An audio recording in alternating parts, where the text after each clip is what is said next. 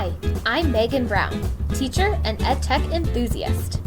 Thanks for joining me on this journey to learn and share meaningful ways to integrate technology into everyday lessons. So, you want to teach with technology? Let's get started. Hello, fellow educators. Welcome to today's episode, So Technology Has Failed You.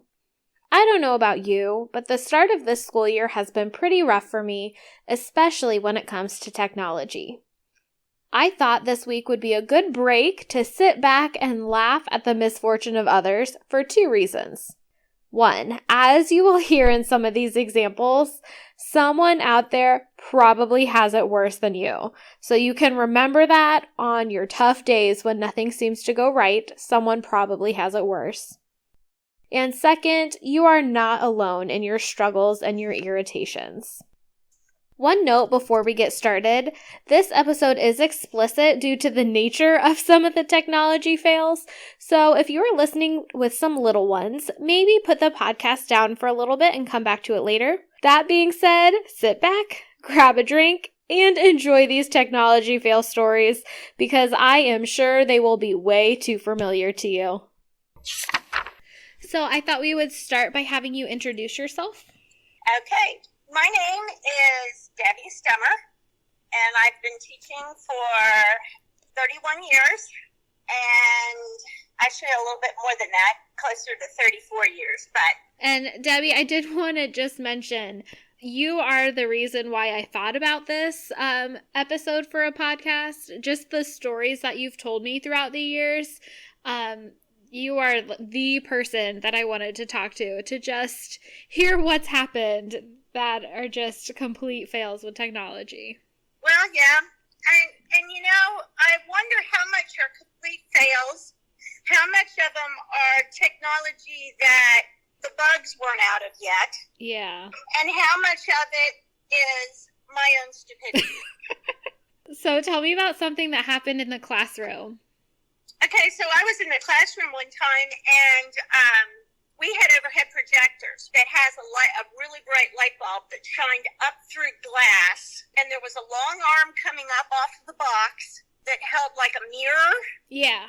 And it would shine whatever you were writing on that translucent sheet that you put on there. And a lot of teachers used that to put problems on math on the wall so kids could see it. And you could put a whole lot more on the board at one time. You could also put notes down and change pages and go to a next page of notes without having to erase the whole board. Right. One day in class, the light bulb went out on it. And the light bulb's what you need to shine through the transparent piece of paper there. Right. And so I sent to the office, they sent me a light bulb, and I had the kids working on a reading assignment while I was trying to get it fixed, and they weren't paying a whole lot of attention to me.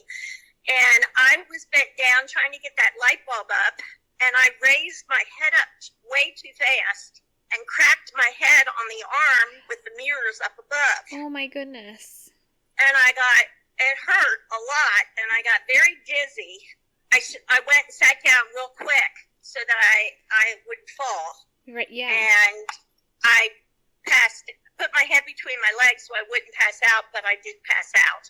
Oh and I went under the desk. How long did it take the students to notice? I don't know how long I was out. I don't think I was out very long, but they never noticed that I passed out. Gosh. And then, 30 years ago, they were just coming out with PCs. Yeah. And, it was closer to 35 years. And our school every teacher got one PC in their room. Okay. And we got Apple computers. Apple was the first to come out with a lot of the, personal computers. Yeah. And I had one in my room, and I was petrified of that thing. And I was really afraid I would do something wrong with it. So I made a cover and put over the top of it so nothing would happen to it. And that's how it sat the whole year because I didn't know how to work it. I didn't know what to do. So that's something I took a class. In order to do something on it, you didn't have anything but a black screen and a green cursor. Oh, okay. Okay? That's all that was on the screen. You never had anything more than that. So everything you did was with that cursor. There would be, I think the words were in white. The letters were in white on the black screen, and you could read what it says. Mm-hmm. So you had to program it to do anything. So I took a programming class. And by the end of the class, I had made a lesson where the kids would take their spelling words, okay, and they would look at them and they would type them in to the computer, and the computer would tell them if they spelled them wrong. And if they got it right, there would be a flash that said, "Good job." So, like, you were able to program all that? I programmed it. That's so cool. That. Well, except that they could look off a piece of paper and type it in. Oh, no. And it took me all summer to program it to do that. And I used Halloween words. And I didn't have a function that you could change the words. Oh. So I had to reprogram a program for the next spelling list. Oh, goodness. I used it once that year. 5 years later, when I finally did get my job in the public school, they had a program that you could purchase, you could buy, and it put the formula at the top, and it would calculate the grades for you, and it would show graphs from those grades. Okay, and that's about all it did. But I had to type in all the names, and I had to put in all the grades, and I had to print the reports. Yeah. And I had to have a printer to do that. And it was the end of the quarter, and I purchased it. And I probably spent about $200, $300 to have this program. And I went to print out the reports, and I don't know what I did, but I lost all the grades. Oh, no. I had passed back the papers. I did not make paper copies of the grades because I was putting them into the computer, and all the grades for an entire quarter were gone. I made up grades for everybody. I mean, the kids that you know that didn't do anything, yeah, you know. Right. And kids that were absent, you knew that. Yeah. So I knew they didn't get very good grades if they were absent or... You know what I mean? I knew that. Yeah. So, anyway. That's okay. That was one of the worst fails that was really bad. But most of the other kids I gave just A's and went on from that point. And again, I don't know if it was me or if it was somebody else. Yeah. You know what I mean? I don't know if it was me or if it was the program or if I don't know. Yeah. So those are my worst ones. I've had lots of little failures, and most of them this week. Well, I remember you told me, I don't know if it was last year or a couple years ago, you told me about a story where you were like projecting pictures to your class. Oh, I know what you were saying. You guys are familiar with Bing. The search engine, right? The search engine. Okay. And when Bing came out, it was a search engine that they were trying to make money off of, getting people to support the program. And so everybody jumped on board because for every penny they made or whatever, they would donate a penny to, or they'd donate something to whatever cause you put in. And a lot of people were on board with that. And we were in our school system, and they jumped on board too. But when they did that, they didn't think about a lot of the screens and the filters that they put on for schools so that kids don't get into stuff they shouldn't be in. Yeah. And we were talking about religion. Let's see. Well, one day we were talking about, I don't even remember what we were talking about. But anyway, we had several books in our class, or we had a class book, and we had several editions in it. And we talked about this one particular city, and the city had a picture of it and how it was built in the civilization. It had a picture of it. But in the second edition book that we had, some people didn't have that picture. Okay. So I had looked that picture up online and had it so that they could see it, so everybody could see it on the overhead. Right. And I knew it, and from year to year, that's all I did. Well, when we got to that chapter and I wanted them to see the picture, I knew that picture was online. and I knew what I wrote in to get that picture to come up. But we had changed to Bing. Okay. And the picture, I put it up there and started talking, and I looked at the kids, and their faces were green. They were just totally out of it. The picture that I put up there was a naked lady with her legs above her head. What did you type in the search engine? The only thing I typed in was the name of the city. And that happened to be her name. Oh. See, before that would have never come up because we had filters on our programs. Yeah. Oh my goodness. Did you have any parents contacting you after that? I didn't. That's I did what any good student should do, that if they get into a site they shouldn't, I went and told my superior or your parents and say, I was in this site, I didn't mean to get into it, and I got out of it as quickly as I could. I told the students, I said, oh, you guys, I'm going to get fired. Oh, And no. they were laughing at me, and I was about ready to cry. But the week before, I had seen a TV show that I liked, and they had a newscast on it that went right along with our religion unit.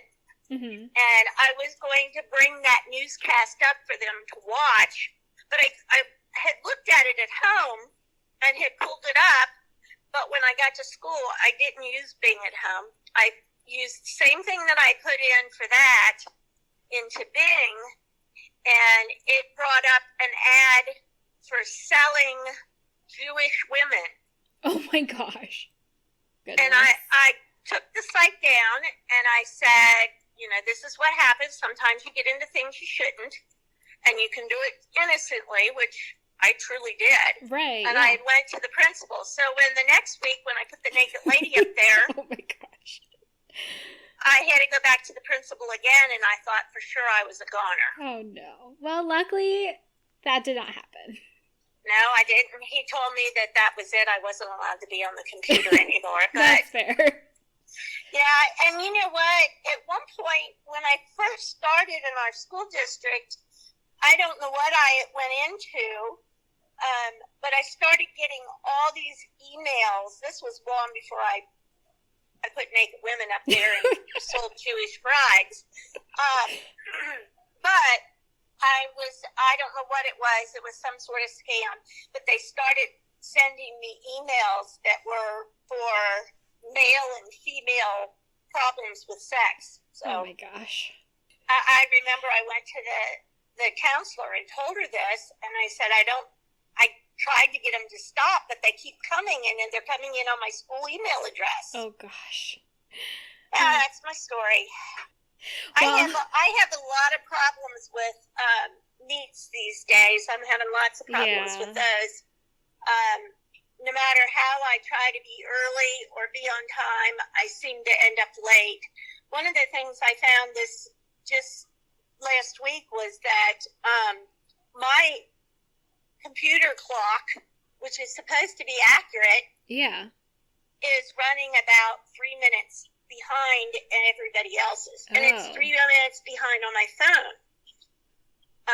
So every meeting that I go to, if I am at least a minute or two late, I'm really 5 minutes late. Oh, I gotcha. Which is not a good thing either. Thanks, Megan. Thanks, Debbie.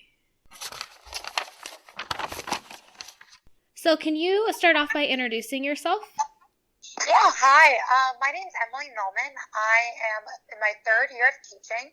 Last 2 years I've been teaching 6th grade math, and this year I teach 6th grade math and science. So this episode is all about just times technology has failed, because we could all use a little bit of a laugh right now and know that we're all in the same boat. Yes. So when is a time where technology has failed you? Well, the funny thing is that I had technology fail me this morning. And I was like, oh, great, I'm so glad I'm doing this podcast so I can talk about it. So this morning, I use the document camera like every single day. Since I teach math, I like to print out the lessons and let my students use it. I just think that it's easier to do it on paper than to do it on a computer. Yeah. So I print it all, and then I show it on my document camera, and then I use a smartboard like notebook, and I use a transparent screen, and then I use a document camera, so that way I can edit it and like do it with my students. But today, my document camera froze for over an hour. Oh, and no. I tried restarting it. I tried everything. It would not work. So I had to like just completely shut off my computer. Meanwhile, still trying to teach, which was a little difficult. So I was like, all right, guys, try this one. And then I went over to my computer, tried to fix it. It didn't work. Went back over to my students. All right, we went over that. Now let's do the next one. Go back to my computer, try and fix it. It didn't work. So I went back to a whiteboard and an expo marker. Very But it worked. nice. Yeah. Gotta do what you gotta do sometimes. Yeah, it was, I mean, it's fine. Like, it wasn't that big of a deal, but I was like, of course this is happening today on the day I have to do the podcast. Yeah, that's okay. That has definitely happened to me a few times too. And I don't know why it happened. Yeah. Well, and the computers take so long to restart. It's not just like it's a couple minute thing. Like my computer has taken up to 10 minutes to restart. Oh my goodness, that's ridiculous. Yeah. So is there anything else that you can think of? Yeah, I wrote notes because I wanted to make sure that I was prepared for this. So when we had to do remote learning because of COVID, I was videotaping myself teaching, and I was using my document. I'm obsessed with the document camera. You should just know that now. They should sponsor me, really. But I was using my document camera, and I was recording myself, and I recorded a whole lesson. It ended up being like 20 minutes because it was a new topic. We had not started it off, so I was like doing a like engagement activity at the beginning, and then I was like introducing it and like starting it off. And I recorded the whole 20-minute video with it not recording any of my audio. So How does it even do that? because I was using apparently the wrong camera. When you do your document camera recording, you have to go to the actual settings and make sure that it's using the microphone that's on the document camera, or else it'll use your computer document like computer microphones and not work. Wow. So 20 minutes, recorded it. I was like, oh, crushed it. Like, thank God, got it done. And then had to look at it again. I was like, I have to redo this. Oh my gosh. I'm sorry. That's one of those things you can kind of laugh about it now, but in that moment. Yeah, it's like kind of funny now. I mean, it makes sense, like change the settings.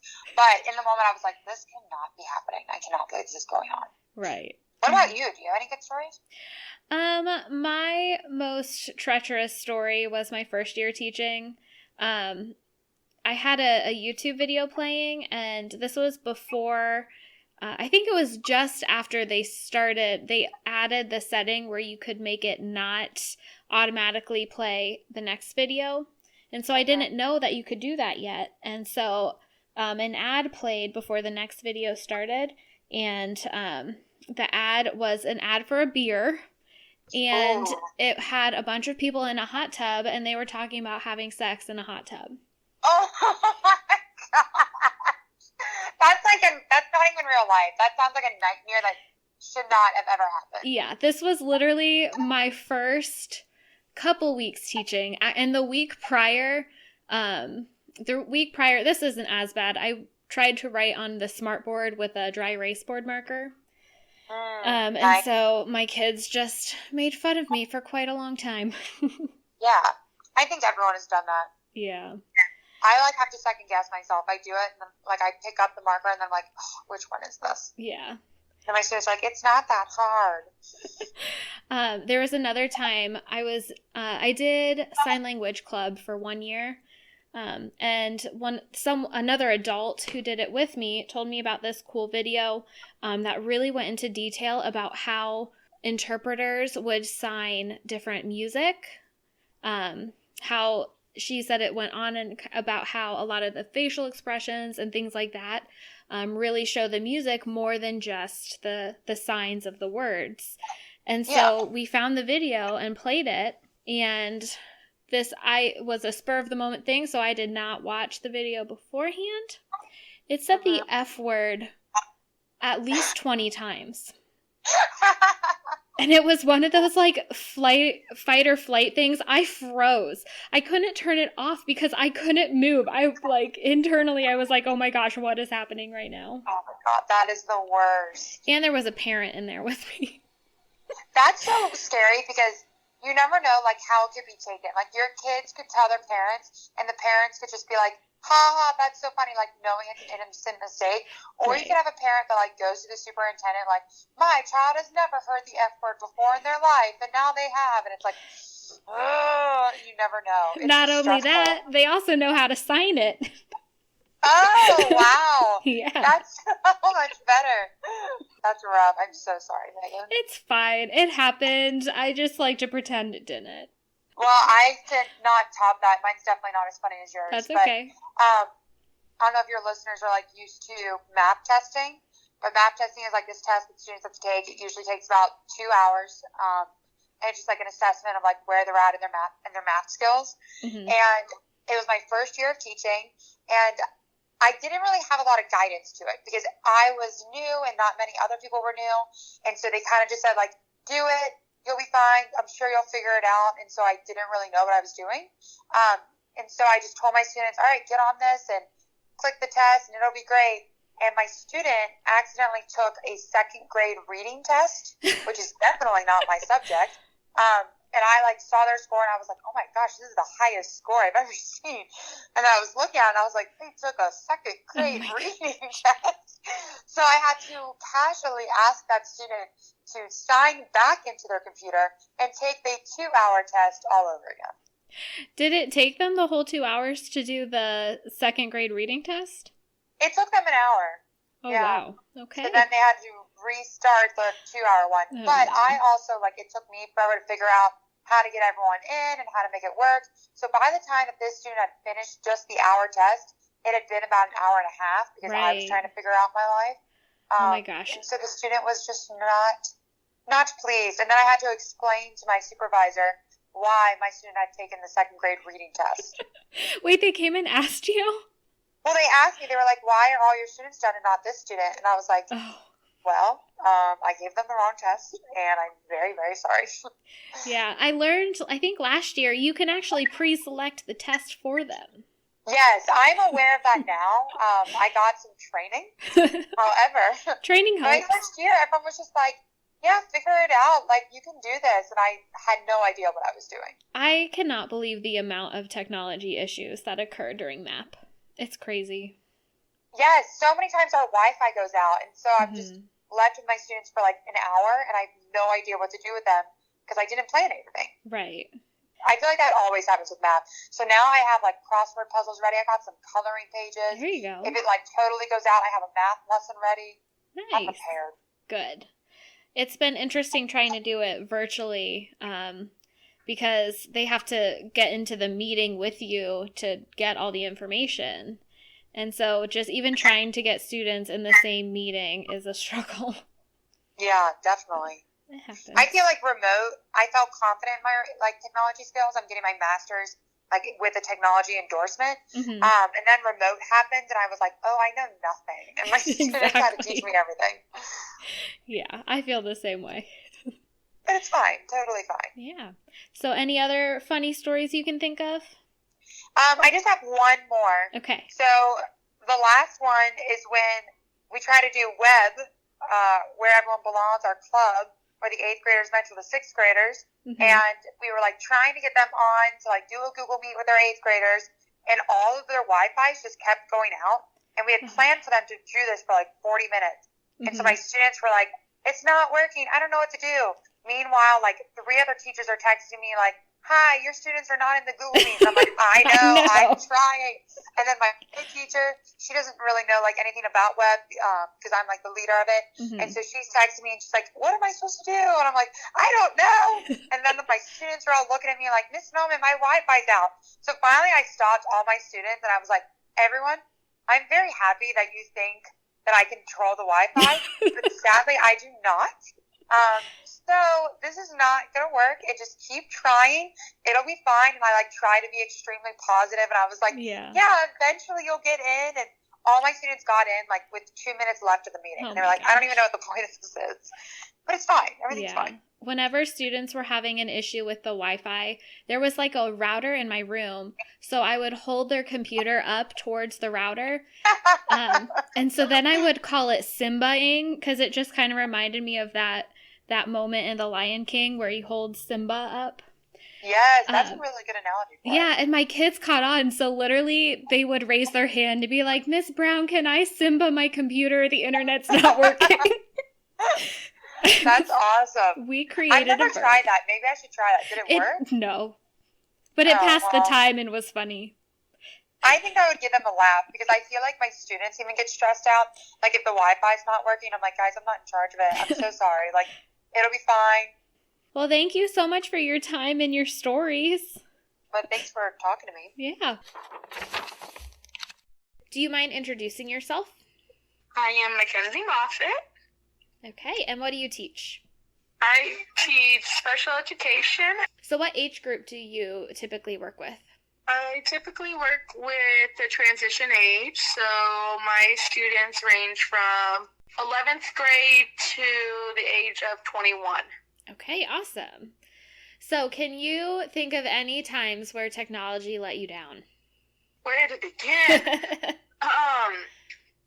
This year, well, actually last year, we were given through a grant a Sharp projector or a smart board that was to be used in our class. Well, come turn out this year, found out this year that it wasn't working. Oh, no. Yes. So it wasn't turning on. It wasn't doing anything to where we weren't able to use it at all. Oh, Our goodness. students weren't able to touch it, weren't able. So it just sits there and looks pretty like this huge giant TV. There you go. Yeah, it just takes up space for no reason. Yeah. So if you use a really old tablet that freezes all the time or just turns off randomly. I have never even heard of that. A tablet is a very old, not very old, it's probably like 10 to 15 years old. Okay. Kind of like before a smart board, a tablet is. Okay. It's a board where it's on wheels that you can move towards students, Oh. and it can kind of lay flat, the board part. Uh-huh. The students can play on it, and it's touch screen, Oh, that's cool. and it's connected to a laptop, and it's not programmed to the newer version laptops. So, Oh. unfortunately, you have to use the old laptops. So I Older take it versions. runs really fast. So fast, Oh, and dear. it just freezes up. So it doesn't freeze up at all. Yeah. So are there any other things that you can think of? We use a lot of YouTube in my class because our students we do a lot of downtime, so there's music a lot. Uh-huh. So because they're low functioning. Mm-hmm. So music always helps, and calming music. So always ads are the weirdest ads on YouTube. Yes. And it's my YouTube account. Mm-hmm. Well, they have the randomest ads on there. So one ad was about feminine products, and I have teenage boys. Oh, goodness. Those teenage boys started laughing their heads off. Oh, my gosh. They're I not can verbal, and imagine. they're laughing their heads off. I'm like, really? Really? Other than that, when it came to Zoom time, I've had computers where they're just shut down completely, where I'm like logged off Uh-huh. completely, and I had to restart. And then my students are getting upset and freaked out, and Right. like, whoopsies, I'm sorry, it's my laptop, I'm so sorry. Yeah, we've had a lot of technology issues like that, and I'm just so thankful for the parents. At least these first few weeks have been giving us so much grace and understanding. Like, you can tell they're a little irritated, but they're at least, mad at the Yes. situation, not mad at us. So that's nice. Yes, because it'll turn into a very bad thing for some of my students because they're more behavioral, and it turns into a meltdown because if they're not having the same patterns, same routines, it turns into very bad situations. Yeah. But most of the times now it's fixed, but still it always a few times happens. Yeah. But there's always something embarrassing going on, like through Zoom, if we're doing Noodle and we're trying to Zoom with the rest of the school and you share something on it and you have one of your other, your Google or your YouTube up. I had my YouTube up and it was Lady Gaga. Mm-hmm. You know Lady Gaga, she doesn't like to put a bunch of clothes on. Yeah. I have teenage boys. They're older, so I'm not too worried about them. They're like 20 and up. Right. So I'm like, you're fine. You're okay. I've asked your parents. They're fine with it. Yeah, I know there have been like embarrassing ads that have popped up like on the side of the screen. I can't remember what they were, but I remember the boys like commenting and me being like, oh, well, I better take that off the smartboard now. But there's younger kids that are Zooming with us. And I'm running the meeting. I'm like, oopsie. Oh, no. You're at the perfect age where you should not be seeing this because you're at that age where you're like, ooh.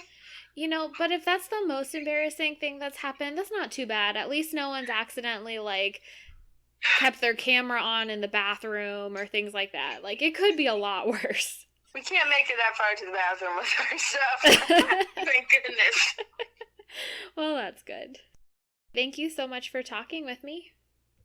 No problem, Megan. So, can you introduce yourself? Yes. My name is Sarah D. McKelly. And then what grade do you teach? I teach kindergarten. You must have some fantastic stories. Yes. So, Lots. tell me about a time or times where technology let you down. Especially right now, with COVID-19, our school is doing in person, and then students that have chosen, other families have chosen to stay at home. And so we're having to learn a whole new digital platform called Digital Academy, and they're having to do, it's called Live Classroom. So it's supposed to be live streaming what I'm doing in the classroom to them at home. And it's been really difficult to figure out how to share the screen so the kids can see. And then there's times where I think they can hear me and they can't, or see me. So that's been hard when you have a room full of kindergartners. Right. And I take it you've done I've been talking for 5 minutes and now you're telling me I've been muted?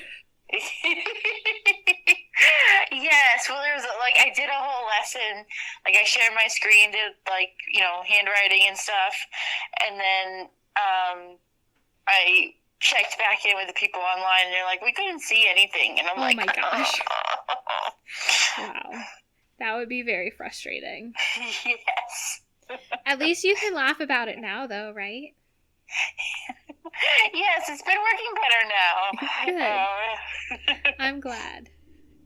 So is there anything else that you can think of, a time where just everything went wrong? So when I taught first grade in Zanesville was when, I think they still have, we had the smart boards. Yeah. And so when smart boards first came out, it was super exciting, and the kids could touch and interact, but once you had an older smart board, you would have to recalibrate it all the time, because you would use the pen and then the writing goes on the other side of the board, and the kids get frustrated, and and also when once your light bulb goes out for the smartboard projector, you can't do anything. So yeah. When I had a smartboard, that was frustrating. Did you ever have this happened to me all the time, when kids would go up to write something on the smartboard, another kid would try to write at the same time, and it just messed the entire screen up? Yes. Yes, that is so Or they like frustrating. they're trying to use the pen, but then they lean their whole body on like Yeah. their arm on it, and you can't write. One time I had a sweatshirt on and the arm of the sweatshirt was touching the smartboard and it recognized that and messed everything up. I'm like, are you serious? Oh, so yeah, we have at the school we have a Surface Pro and a TV, and it works a lot better. Well, that's good. Well, thank you very much for your time and your thoughts. Thank you. Okay, can I have you introduce yourself? Sure. My name is Robin Sprock, and I'm a middle school math and science teacher. Awesome. So, tell me your technology failure stories. Okay. One story that I have was my very first week of teaching.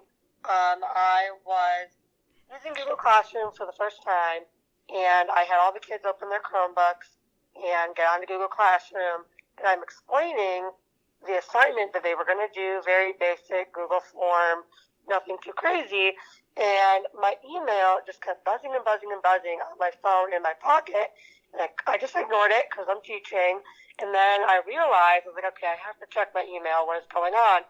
Well, every time a student typed in a comment on Google Classroom, I was getting an email, so by the end of the day, I had hundreds of emails of my students' comments. Oh my gosh.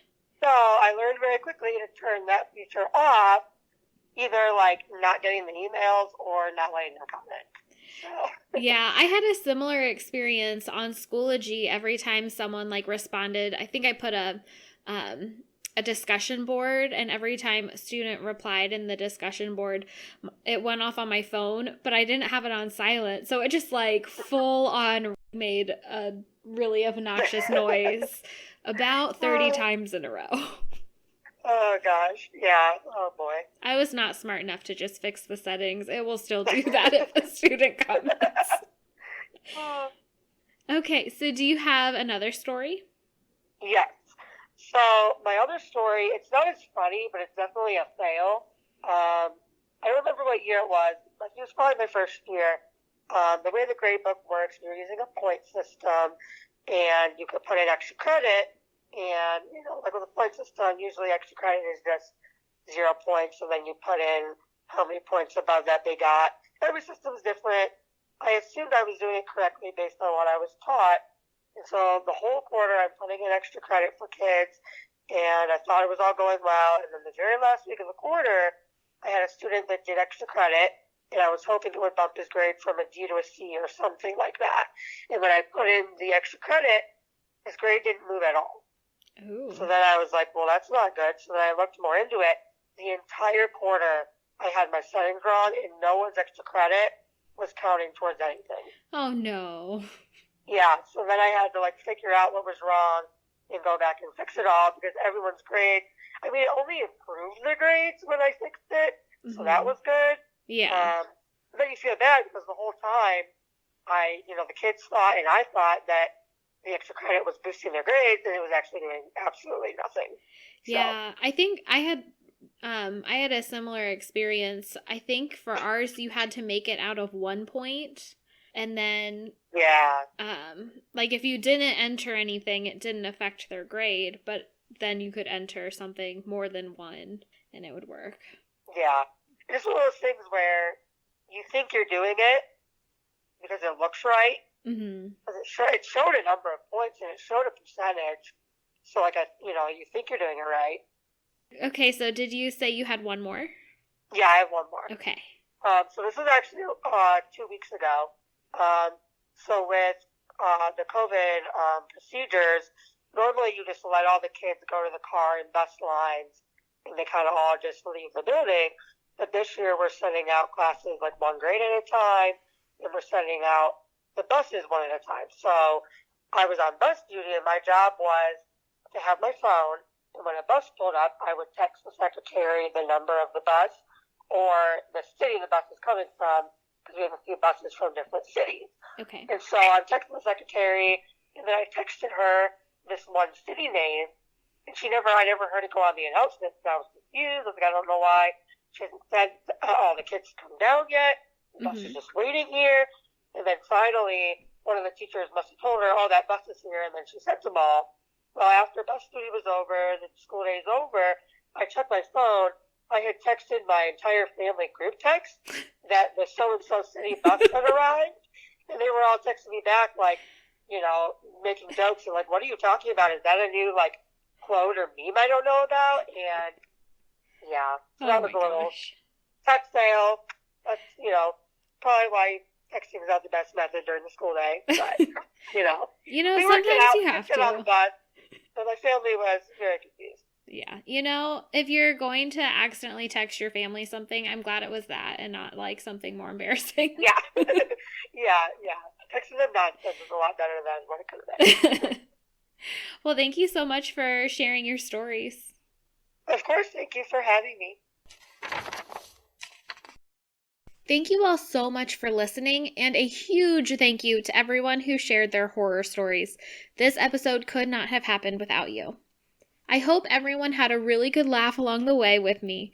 Please feel free to continue sharing your own tech fail stories with the 2 Teach with Tech community on Facebook, Instagram, or Twitter at the number 2 Teach with Tech.